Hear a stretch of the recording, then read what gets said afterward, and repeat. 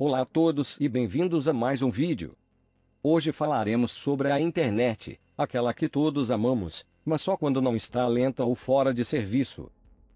Falaremos aqui desde seu surgimento e tendências atuais até o que poderemos esperar dela nos próximos anos. Então senta porque lá vem história. Vamos lá. A internet foi criada inicialmente em 1969 nos Estados Unidos. Chamada primeiramente de ARPANET. Ela tinha como função interligar laboratórios de pesquisa entre si e pertencia ao Departamento de Defesa norte-americano. Em 69, o mundo vivia o auge da Guerra Fria, e a ARPANET era uma garantia de que a comunicação entre militares e cientistas persistiria, mesmo em caso de bombardeio.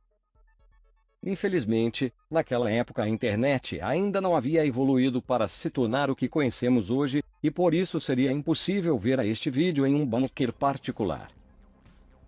A partir de 1982, o uso da ARPANET tornou-se maior no âmbito acadêmico. Inicialmente, o uso era restrito aos Estados Unidos, mas se expandiu para outros países, como Holanda, Dinamarca e Suécia. Desde então, começou a ser utilizado o nome internet. Por mais que todos adoremos a internet agora, seu uso foi restrito aos meios acadêmico e científico por quase 2 décadas, até em 1987 finalmente ser liberado pela primeira vez seu uso comercial nos Estados Unidos. Foi em 1992 quando começaram a surgir diversas empresas provedoras de acesso à internet. No mesmo ano, o Laboratório Europeu de Física de Partículas inventou a World Wide Web, que começou a ser utilizada para colocar informações ao alcance de qualquer usuário da internet. Desde então, a difusão da rede só aumentou. Hoje, a internet possui bilhões de usuários ao redor do mundo, mesmo que na maioria dos casos seja somente para ver fotos de gatinhos. O histórico da internet no Brasil, porém, se iniciou somente em setembro de 1988. As conexões inicialmente foram feitas apenas em setor acadêmico para universidades como as federais do Rio Grande do Sul e do Rio de Janeiro.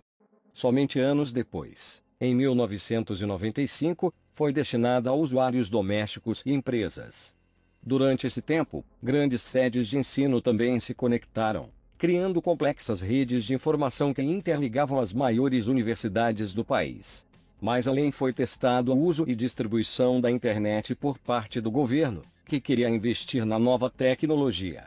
Empresas como a Embratel ficaram responsáveis por fornecer acesso à internet, iniciando com um teste experimental de 5.000 pessoas antes de tornarem o serviço definitivo. A internet no Brasil, porém, só viria a decolar em 1996. Fatores como melhoria dos serviços de internet, assim como o crescimento do mercado, tornaram o uso da rede exponencial. Entre todas as partes que a compõem, uma das grandes façanhas que permitem à internet ser o que é hoje é o que chamamos de topologia de rede. Em poucas palavras, topologia de rede é o canal onde o meio de rede está conectado ao computador ou rede de computadores. Existem várias formas nas quais se podem organizar a interligação entre cada um dos nós, ou computadores da rede. Existem 2 categorias básicas de topologias de rede: topologia física e topologia lógica. A topologia física é a verdadeira aparência ou layout da rede, ela representa como as redes estão conectadas e o meio de conexão dos dispositivos de redes. A topologia lógica refere-se à maneira como os sinais agem sobre os meios de rede, ou a maneira como os dados são transmitidos através da rede a partir de um dispositivo para o outro sem ter em conta a interligação física. Topologias lógicas são capazes de serem reconfiguradas dinamicamente por tipos especiais de equipamentos como roteadores e switches. Além das topologias, há também os chamados protocolos de comunicação. Na ciência da computação, um protocolo é uma convenção que controla e possibilita uma conexão, comunicação e transferência de dados entre 2 sistemas computacionais. De maneira simples, um protocolo é uma linguagem usada para permitir que 2 ou mais computadores se comuniquem. Os protocolos podem ser implementados pelo hardware, software ou por uma combinação dos dois. É difícil generalizar sobre as propriedades dos protocolos, pois eles variam muito em propósito e sofisticação. A maioria dos protocolos especifica uma ou mais das seguintes propriedades: detecção da conexão física subjacente ou a existência de um nó, estabelecimento de ligação, negociação de várias características de uma conexão, inicialização e finalização de mensagens, formatação de mensagens, o que fazer com mensagens corrompidas ou mal formatadas, como detectar perda inesperada de conexão e o que fazer em seguida, e término de sessão ou conexão. Além dos protocolos padrões, também existem os protocolos das camadas de conhecimento.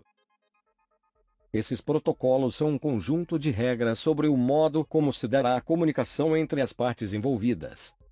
Eles se dividem de várias formas diferentes, sendo elas as seguintes: HTTP, o Hypertext Transfer Protocol, é um protocolo de comunicação utilizado para sistemas de informação de hipermídia, distribuídos e colaborativos. Ele é a base para a comunicação de dados da World Wide Web. Hipertexto é o texto estruturado que utiliza ligações lógicas ou hiperlinks entre informações contendo texto.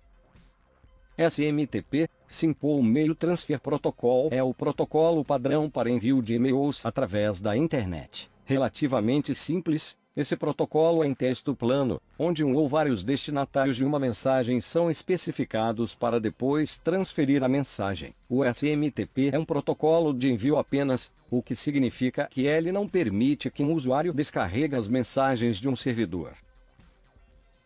FTP, File Transfer Protocol, é uma forma de transferir arquivos. É um protocolo genérico que independe do hardware e do computador.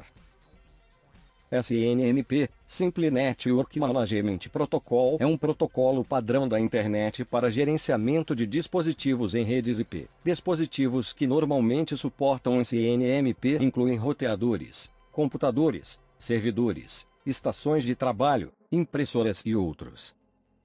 DNS, Domain Name System, é um sistema hierárquico e distribuído de gerenciamento de nomes para computadores, serviços ou qualquer máquina conectada à internet ou a uma rede privada.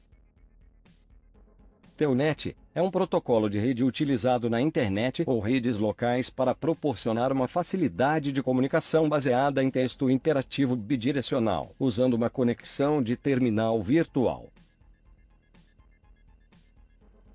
Mas claro, nada disso seria possível sem os famosos navegadores. Para aqueles que não estão familiarizados, navegadores são programas concebidos para abrir páginas de internet, conhecidas também por websites ou simplesmente sites. Para poderem funcionar, a comunicação dos navegadores é feita através de servidores web utilizando diferentes tipos de protocolos de transferência, entre os quais, o mais conhecido é o hipertexto ou HTTP. É também nos navegadores que encontramos os meios mais rápidos ou eternamente lentos de se acessar qualquer site. Tudo isso que você acabou de ouvir está acontecendo nesse exato momento enquanto você assiste a este vídeo, apenas de forma acelerada e difundida. Ainda assim, a internet ainda tem um longo caminho a percorrer antes de conectar todo o planeta. Aqui estão algumas das coisas que podemos esperar dela nos próximos anos. Saúde. A tecnologia de vestir será usada para se obter feedback instantâneo na área da saúde. Dispositivos de medição dos sinais corporais em contato com a pele afetarão o estilo de vida e detectarão riscos à saúde e doenças, além de indicar a dosagem correta de remédios. Cidadania. Uma das expectativas com a disseminação da internet é reforçar as relações pessoais e aumentar o nível cultural dos indivíduos. Mais pessoas poderão se comunicar umas com as outras, além de poderem procurar as informações por conta própria. Imersão. Com o tempo espera-se que a internet se torne algo tão comum que nem mais nos lembraremos de estarmos conectados. Seria algo similar à eletricidade, a qual raramente nos lembramos sermos dependentes. Apenas quando nos vemos sem ela em um blackout. Ensino. Escolas também estarão conectadas, fazendo uso da tecnologia para auxiliar no aprendizado e na educação. Tablets substituirão cadernos e lousas digitais, tomarão o lugar dos velhos quadros negros. Contudo, a internet ainda nada mais é do que uma ferramenta. Isso significa que também poderá ser usada para atividades criminosas como fraude e extorsão. Espionagem também poderá vir a ser um problema, assim como a quase extinção da privacidade. Tudo dependerá das intenções do usuário. Como conclusão, devemos compreender que o crescimento da complexidade e popularidade da internet não são o bastante para eliminar todos os problemas do mundo, e nem servem de desculpa para não fazer nada. Cabe a todos nós sabermos usar com responsabilidade essa incrível ferramenta que temos ao nosso dispor. Ao menos assim, quando as máquinas iniciarem sua revolução, seremos educados e capazes o bastante para nos rendermos obedientemente.